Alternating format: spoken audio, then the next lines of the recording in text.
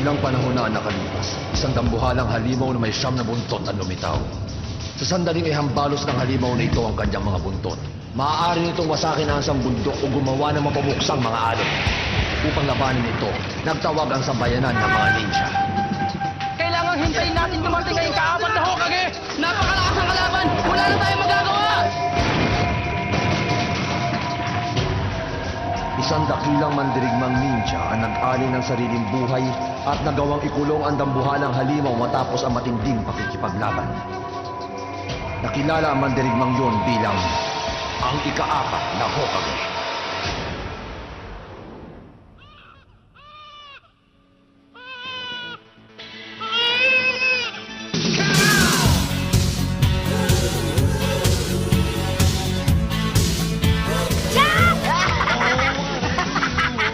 Naruto! Bumalik ka rito! Kailangan parusahan ka sa kalokohan ginawa mo! Pagbabayaran mo ang mga ginawa mong yun!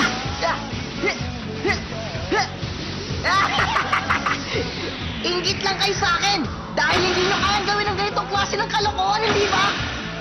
Ako lang ang may kayang gawin ito! Dahil ako ang pinakamagaling! Ikatlo! Masamang balita! May nangyari! Bakit? Anong nangyari? Meron na naman bang ginawang kalokohan ng batang si Naruto? Sabihin nyo. Tama kayo! Doon po sa monumento ng mga Hokage! Nilagyan niya po yun ng mga sari-saring pintura!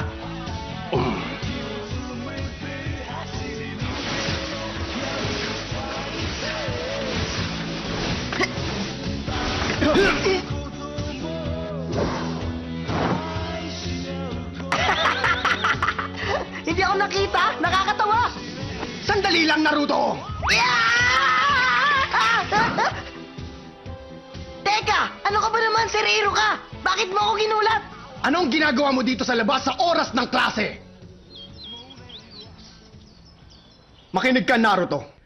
Pareho mong ibinagsak ang dalawang magkasunod na exam na ginawa natin. Dapat pagbutihin mo na sa mga susunod pa nating mga exam. Para sa araw na ito, isa uling exam sa pagpapalit ng anyo. Pumila lahat maging yung mga nakapasa na.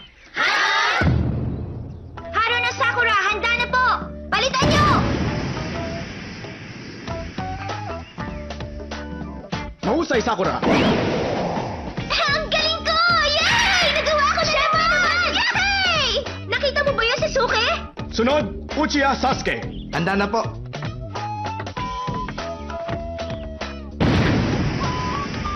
Mahusay, Sasuke. Sunod, Uzumaki Naruto. Hay nako, siguradong bagsak ka na naman, Naruto. Kasalanan mo kung bakit kami umulit.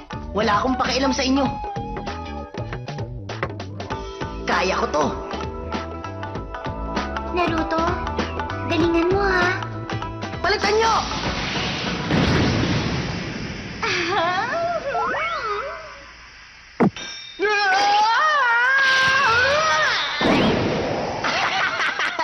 Ang tawag ko doon, isang magandang pagpapalitan nyo! Ano ka talaga kalukuhan? Hindi kita ipapasa sa klase!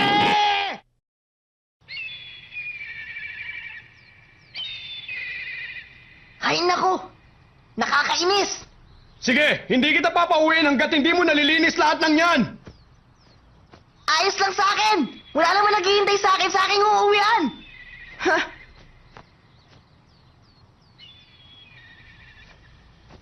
Naruto. May gusto kang sabihin sa akin, sir? Oo, meron. Sandali lang. Kung magagawa mong linisin ang ginagawa mong yan, ililibre kita sa pagkain mamayang gabi. Surya! O sige, sir! Gagawin ko po ang lahat para malinis ko ang lahat ng ito! Nandito na si Uzumaki Naruto!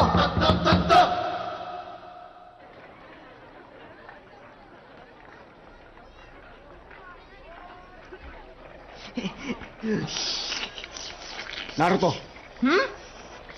Bakit mo nga ba dinumihan ng mga rebultong yon? Alam mo ba kung sino ang mga tinatawag na mga Hokage? Aba, syempre naman!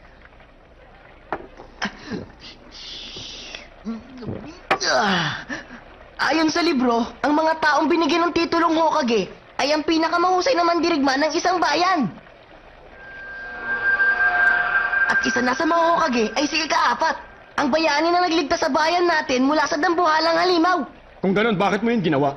Sir, balang araw ibibigay din sa akin ng titulong Hokage. At pagkatapos, lalampasan ko ang mga ginawa ng mga nakaraang Hokage. At pagkatapos nun, kikilalanin na ng buong bayan ang kakaiba kong kapangyarihan. Teka sir, pwede pa po ba ako makahingi sa inyo ng isa pang kahilingan? Gusto mo pa ng pagkain? Hindi. Gusto ko lang sanang hiramin sandali yung pananggalang nyo. Ah, ito ba? Naku, hindi pwede. May lalagay mo lang ito sa noo mo kapag nakatapos ka na. Kapag nakapasa ka na sa lahat ng mga exam. Pwede kang magkaroon nito bukas. Ipaligpit na natin to. O bakit? Busog ka na ba? O-order pa po ako ng isa. Ha? Sisimulan na natin ang pinakahuling exam.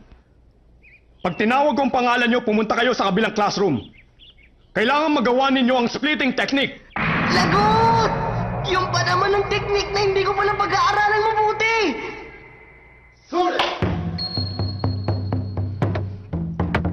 Kaya kong gawin to. Kailangan magawa ko.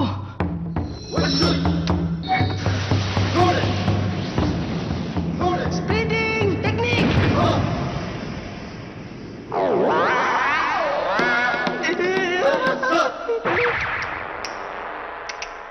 Bagsak ka! Sandali, Teacher Iruka. Napakahusay naman ng kanyang teknik at malakas din ang pangangatawan niya. At kung tutuusin kahit papano, nakagawa din siya ng isang katulad niya. Ipasa na natin siya. Makinig ka, Teacher Mizuki. Nagawa ng lahat ng estudyante ang splitting technique. 3 ang pinakamababa. Pero isa lang ang nakayang gawin ni Naruto. At isa pa itong walang buhay at walang silbi. Hindi ako makakapayag na ipasa natin siya.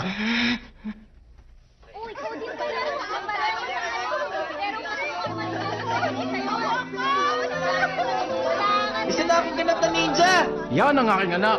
Ikinararangal ka namin. Natutuwa kami para sa'yo. Pagluluto kita mamaya ng paborito mong ulam. Sandali, hindi ba yun yung batang... Oo, siya nga ang batang yon.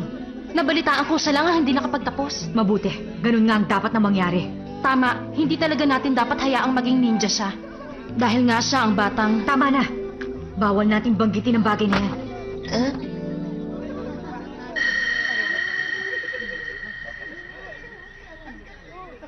Makinig ka, Iruka. Kailangan mag-usap tayo mamaya. Opo, Master.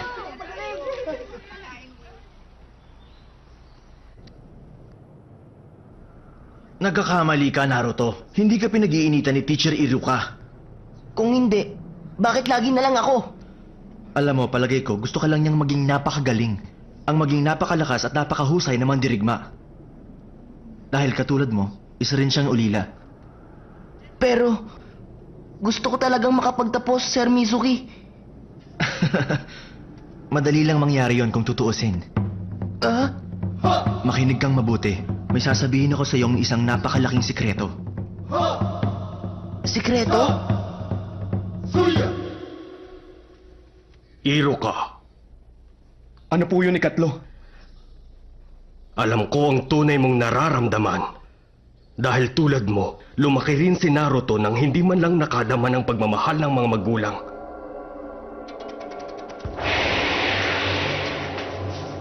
Napakalakas ng laban! Wala na tayong magagawa! Itiwan mo ako! Hindi ko pwedeng iwan si Namatina! Nakikipaglaban pa sila! Teacher Iruka, gumising ka! Bakit, Teacher Mizuki? Kailangan pumunta tayo agad sa bahay ni Master Hokage. Merong nangyari. Si Naruto, kinuha niya ang kalatas ng mga lihim na kasulatan. Ano? Ang kalatas ng lihim na kasulatan? Sige, basahin ko nga. Ang unang teknik ay ang... Kage Bunshin? Nakakainis naman! Bakit dito pa nagsimula ang teknik kung saan di pa ako magaling?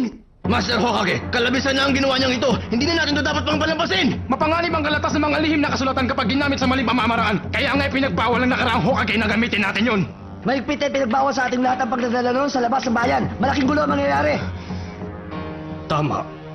Ibalik nyo rito si Naruto ngayon din.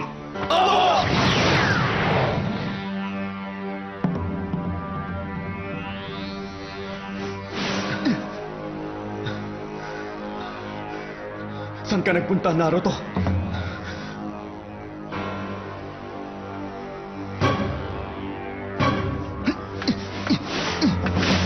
Ikakalat ko sa buong baryo ang balita at ako mismo ang tatapos sa buhay ni Naruto. Kapag nangyari na yun, mapapasakin na ang kalatas ng mga lihim na kasulatan.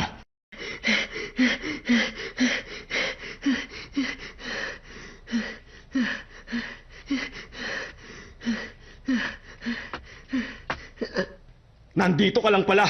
Nahuli din kita.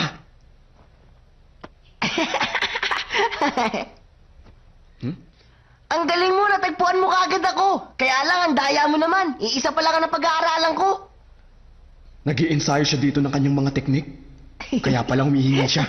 Sandali lang, Sir Iruka. May papakita ako sa yung teknik. Tapos pag nagawa ko yun, ipapasa mo na ako, hindi ba? Pag nagawa ko ang isang teknik mula sa kalatas na to, sigurado ng pagiging ninja ko, tama? Ha? Sino nagsabi niyan sa'yo? Ang nagsabi sa akin, si Sir Mizuki. Siya rin ang nagsabi tungkol sa kalatas. At siya rin ang nagsabi tungkol sa lugar na to. Si Mizuki ang may kagagawan.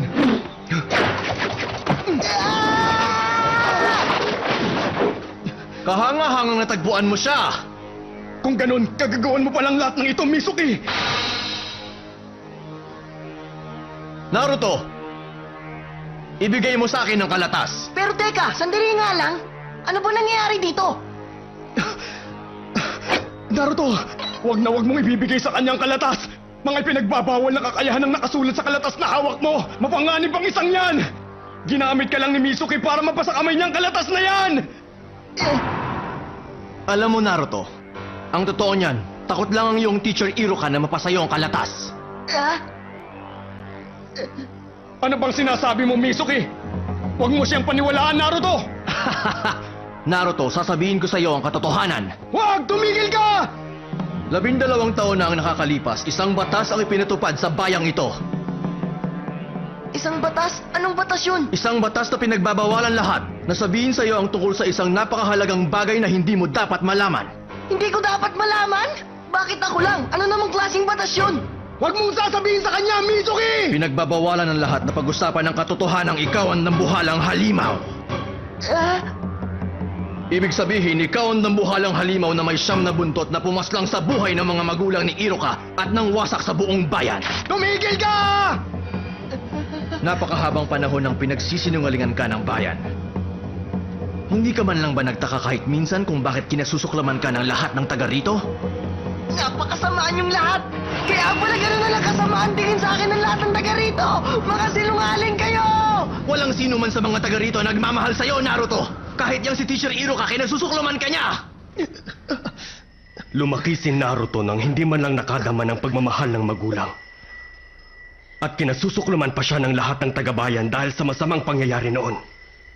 Wala siyang maisip na ibang paraan upang makakuha ng pansin, kaya sinasadya niyang gumawa ng mga kalokohan. Hinahanap niyang pilit sa kahit na anong pagkakataon ang mga patunay na buhay siya mula sa mga taong nakakasalamuhan niya. Hindi halata sa mga kilos niya, subalit nagdurusa ang kalooban ni Naruto. Katapusan mo na, Naruto! Naruto, tumapa ka!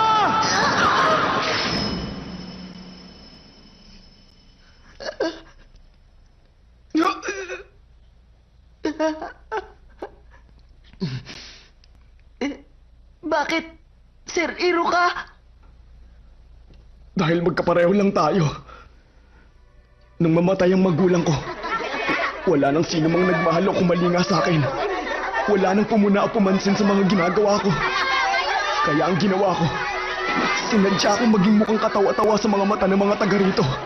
Mapansin lang nila na buhay ako. Yun lang ang paraan na naisip ko noon upang kahit paano magkaroon ng kahulugan at konting kaligayahan ng malungkot kong buhay. Napakasakit nun. Hindi ba tama ako, Naruto? Matinding sakit din ang iyong nararamdaman? Na napakalungkot din ang iyong buhay? Patawarin mo ako, Naruto. Kung pinilit ko lang higitan ang mga ginagawa ko para sa'yo, hindi mo sana naramdaman ang matinding pagdurusa ngayon. Huwag kang magpatawa, Iruka! Naruto, kinasusuklaman ka ni Iruka dahil ikaw ang pumaslang sa mga magulang niya. Kaya lang niya sinasabi ang mga bagay na yan. Dahil gusto lang niyang mabawi sa iyo ang kalatas. Naruto! Naruto! Wala sa ugali ni Naruto ang magkaroon ng pagbabago ng isip. Gagamitin niya ang kalatas para paghigantihan ang buong bayan. Napansin mo ba ang kanyang nanlilisik na mga mata? Ganun ang mga mata ng halimaw. Hindi. Nagkakamali ka. Si Naruto ay hindi ang dabuhalang halimaw! Mapaslang ko lang si Naruto at makuha ang kalatas, wala na akong problema. Mamaya na lang kita tatapusin. Hindi kita mahayaan. Masama ito. Sinabi ni Mizuki kay Naruto ang lihim. Ngayon mas lalong magiging takot at mailap si Naruto. Maaaring mapakawalan niya ang kapangyarihang itinago sa kanya. Ang mas masama, nasa kanyang mga kamay ang kalatas ng mga lihim na kasulatan.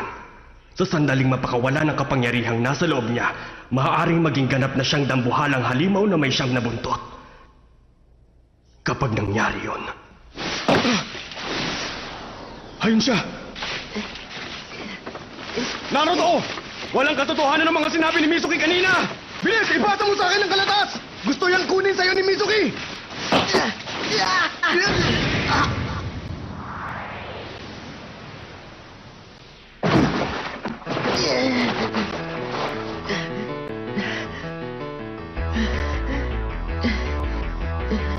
Hindi maaari.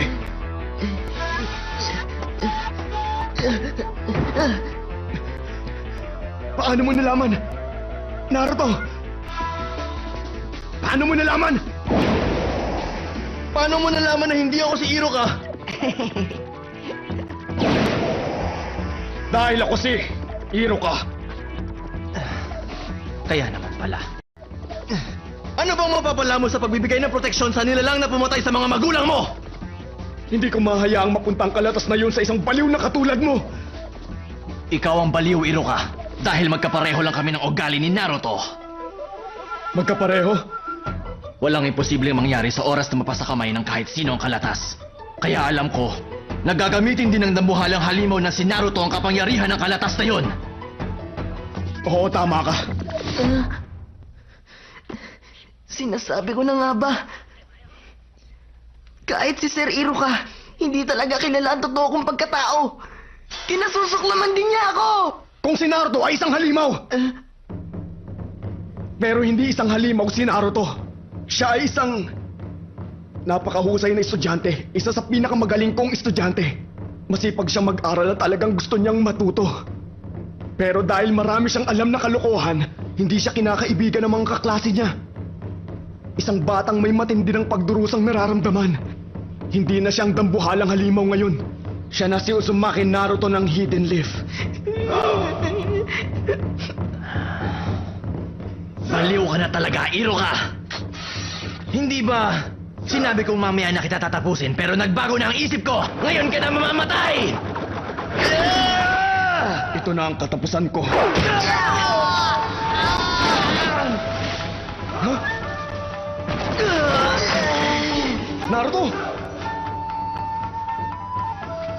Pagsisisihan mo ang ginawa mong ito! Huwag mong sasaktan si Sir Iruka dahil pag ginawa mo yun, ako ang tatapos sa'yo! Itiko mo ang bibig mo! Napakadali para sa akin na tapusin ang buhay ng isang paslit na tulad mo! O sige nga, subukan mo, Mizuki! Tingnan lang natin kung sino mo unang subuko sa laban! Tatapusin kita! Humanda ka sa akin ng buhalang halimaw! Kakibunsin teknik!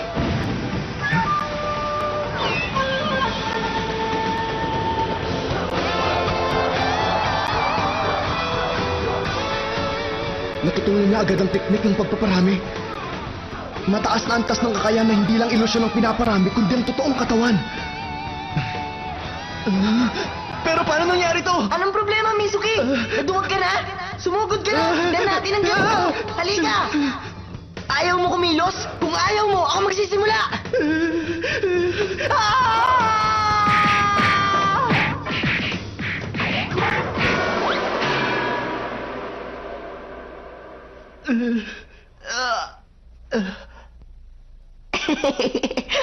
Napasobra yata ang ginawa ko sa kanya! Sir Iruka, ayos ka lang ba? Oo. Kahangahangang bata. Maaari nga niyang malampasan pa ang mga nakaraang Hokage. Naruto, halika sa tabi ko. May isang bagay lang akong ibibigay sa'yo. Ano, may nakakita ba sa inyo kay Naruto? Hindi ko siya nakita. Masama ito. Sigurado na ako may malaking gulong mangyayari. Wala na kayong dapat mang ipag-alala ngayon. Ha? Master Hokage! Babalik na rito si Naruto sa lalong madaling panahon. Seriro ka! Ngayon na ba? O sige, pwede mo nang imulat ang mga mata mo.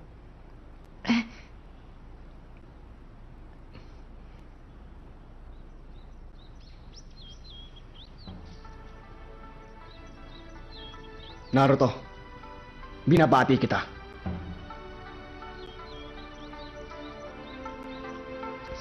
At ngayon, Naruto, magdiriwang tayong dalawa. Ililibre kita ng paborito mong pagkain.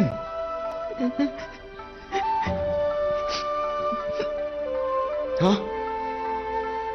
Seriro ka! Aray ko, Naruto! Sandali lang! Masakit pa ang katawan ko! Sasabihin ko na sana kay Naruto na ngayon pa lang magsisimulang mas matitinding paghihirap sa buhay niya bilang isang tunay na mandirigmang ninja. Salamat talaga, sir! Pero mas maganda nga siguro kung mamaya ko na lang sabihin ang lahat kapag nakakain na kaming dalawa. Sige na, tumayo ka na dyan!